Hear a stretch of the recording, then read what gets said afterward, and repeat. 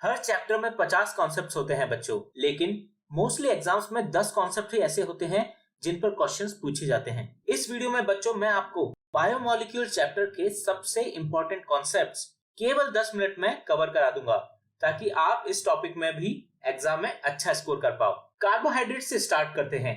ये 3 टाइप्स के होते हैं, मोनोसैकेराइड्स, ओलिगोसैकेराइड्स एंड पॉलीसैकेराइड्स। ये सब हाइड्रोलिसिस होने पर कितने मोनोसैकेराइड्स देंगे, इस बात से इन्हें डिफाइन किया जाता है। मोनोसैकेराइड्स फर्दर हाइड्रोलाइज्ड नहीं होते हैं। इसके 2 इंपॉर्टेंट एग्जांपल हैं, glucose and fructose. Oligosaccharides hydrolysis होने पर 2 से लेकर 10 तक कितने भी मोनोसैकेराइड्स दे सकते हैं। 2 दिए तो इन्हें डाइसैकेराइड्स बोलेंगे, 3 दिए तो ट्राइसैकेराइड्स एंड सो ऑन। इनमें डाइसैकेराइड्स सबसे इंपॉर्टेंट है। इसके सबसे इंपॉर्टेंट एग्जांपल्स हैं sucrose, maltose and lactose. Polysaccharides hydrolysis पर 10 से ज्यादा मोनोसैकेराइड्स देते हैं।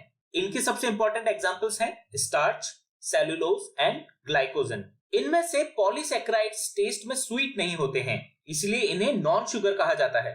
बाकी सभी स्वीट टेस्ट होते हैं एंड शुगर कैटेगरी में आते हैं। अच्छा, एक बात और ध्यान रखनी है बच्चों, if sugar reduces Fehling solution और Tollens reagent, then they are called reducing sugar.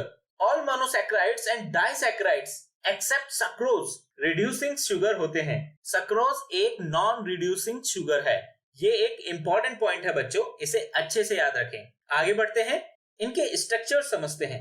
Monosaccharides glucose and fructose से स्टार्ट करते हैं। स्क्रीन पर आपको दोनों के स्ट्रक्चर्स दिखा रखे हैं।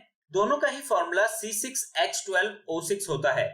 ग्लूकोज में एल्डिहाइडिक ग्रुप है, therefore it is an aldohexose, and fructose में एक कीटोनिक ग्रुप है, इसीलिए it is a ketohexose। दोनों ही का कॉन्फ़िगरेशन कैपिटल D है। कैपिटल D के अलावा एक कॉन्फ़िगरेशन कैपिटल L भी होता है। लास्ट के 2 कार्बन देखें, 5th एंड 6th। इस टाइप के स्ट्रक्चर्स में अगर OH ग्रुप लेफ्ट साइड में है तो कैपिटल L कॉन्फ़िगरेशन होगा। ये याद रखना बहुत आसान भी है बच्चों, क्योंकि left start with L, so capital L configuration में OH लेफ्ट में आएगा। और अगर OH ग्रुप राइट साइड में है तो कॉन्फ़िगरेशन कैपिटल D होगा।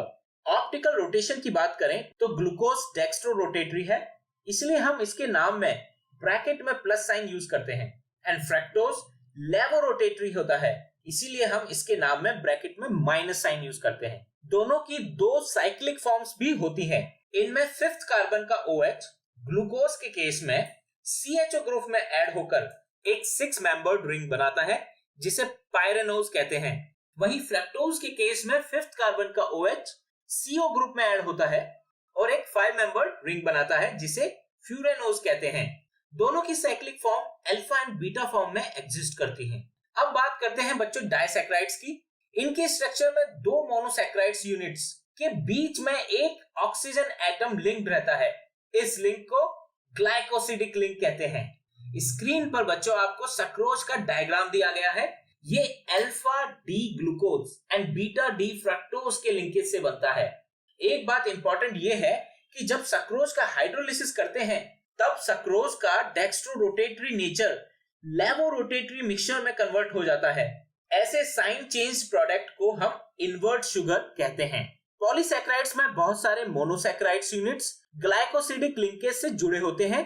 स्टार्च की बात करें तो ये अल्फा ग्लूकोज का पॉलीमर होता है। इसके 2 कंपोनेंट्स होते हैं, ये आप ध्यान से सुनिए बच्चों, एमिलोज एंड एमिलोपैक्टिन। स्टार्च में अराउंड 20% एमिलोज स्ट्रक्चर होता है और 80% एमिलोपैक्टिन। एमिलोज वाटर सॉल्युबल होता है और एमिलोपैक्टिन वाटर इनसॉल्युबल। स्ट्रक्चर इनका लगभग सिमिलर है, बस एक डिफरेंस होता है। एमिलोज अल्फा डी ग्लूकोज के C1 एंड C4 कार्बन पर ग्लाइकोसिडिक लिंकेज से बनता है। ये कंटिन्यूअस चेन होती है बच्चों। वहीं एमिलोपैक्टिन, इसके अंदर C1 एंड C4 लिंक तो होता ही है, उसके अलावा C1 एंड C6 कार्बन के बीच में ब्रांचिंग भी होती है, जैसा कि आप डायग्राम में देख सकते हैं। बच्चों अब बात करते हैं प्रोटीन्स की। प्रोटीन्स कई अल्फा अमीनो एसिड से मिलकर बनते हैं। Amino acids contains both amino group and carboxyl group. Alpha amino acids में अमीनो एंड कार्बोक्सिल ग्रुप दोनों सेम कार्बन पर अटैच्ड होते हैं। बच्चों एक इंपॉर्टेंट बात ध्यान रखें, अमीनो एसिड्स का नेचर एम्फोटेरिक होता है like salts, they can react with both acids and bases. अगर एमिनो एसिड्स में एमिनो ग्रुप्स ज्यादा है तो उनका नेचर बेसिक होगा, कार्बोक्सिल ग्रुप ज्यादा है तो एसिडिक होगा, और दोनों ग्रुप इक्वल नंबर में है तो न्यूट्रल नेचर होगा। जो एमिनो एसिड्स हमारी बॉडी में बनते हैं उन्हें नॉन एसेंशियल एमिनो एसिड्स कहते हैं, for example glycine and alanine.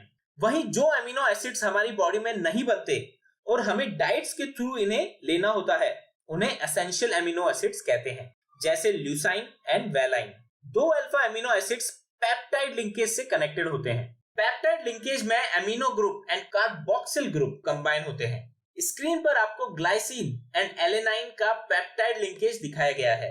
यह एक डाइपेप्टाइड एमिनो एसिड है क्योंकि ये दो अलग एमिनो एसिड से मिलकर बना है। सिमिलरली पॉलीपेप्टाइड एमिनो एसिड्स वो होते हैं जिनमें 10 से ज्यादा डिफरेंट एमिनो एसिड्स होते हैं। एमिनो एसिड्स के बारे में सारी बातें हो गई, अब हम प्रोटीन्स पर आते हैं। प्रोटीन का स्ट्रक्चर 4 लेवल में समझा जा सकता है। प्राइमरी लेवल में पॉलीपेप्टाइड चेन्स के अंदर एमिनो एसिड्स किस सीक्वेंस में लिंक्ड हैं इसकी जानकारी मिलती है। सेकेंडरी लेवल उस पॉलीपेप्टाइड चेन्स की शेप की जानकारी देता है। शेप्स दो तरह से हो सकती हैं बच्चों, alpha helix and beta pleated sheet.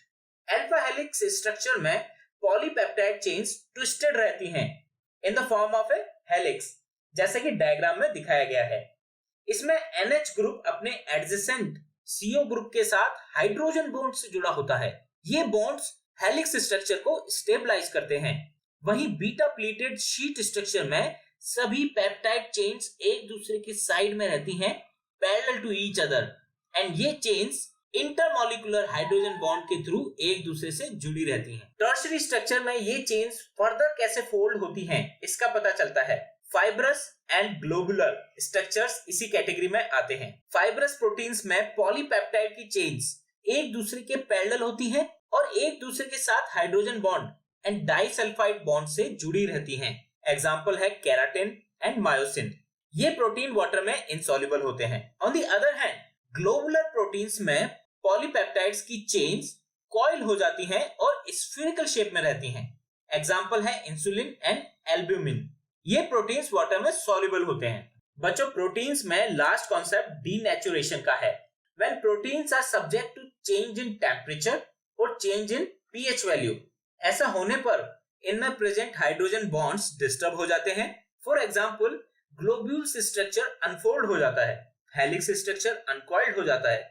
This is called as denaturation of protein. इसके एग्जांपल है coagulation of egg white on boiling and curdling of milk. अब बात करते हैं बच्चे न्यूक्लिक एसिड्स की। दो टाइप के न्यूक्लिक एसिड्स होते हैं, डीएनए एंड आरएनए।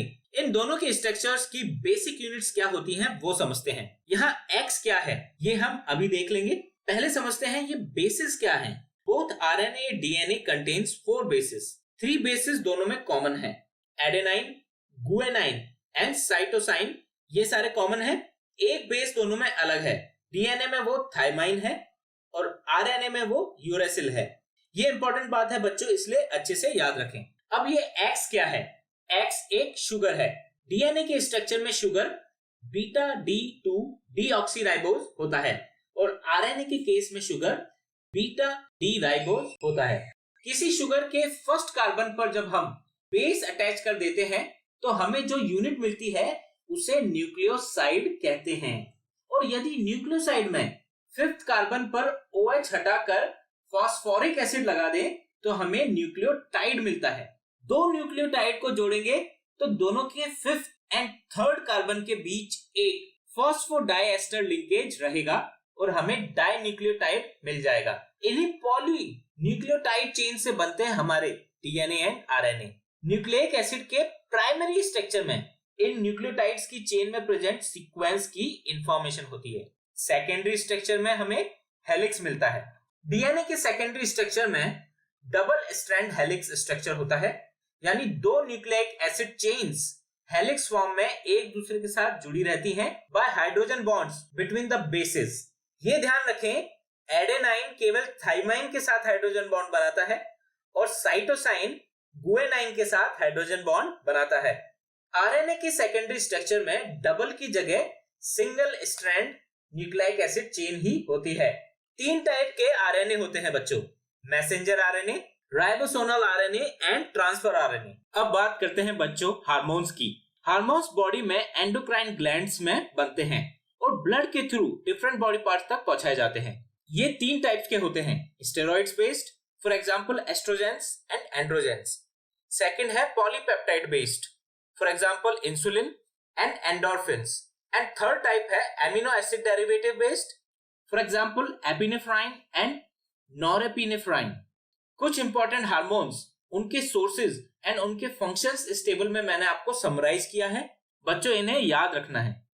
विटामिन की बात करें तो 2 टाइप के विटामिन होते हैं, fat soluble vitamin and water soluble vitamin. Fat soluble vitamin water में इनसॉल्युबल होते हैं and they are stored in liver and adipose tissues.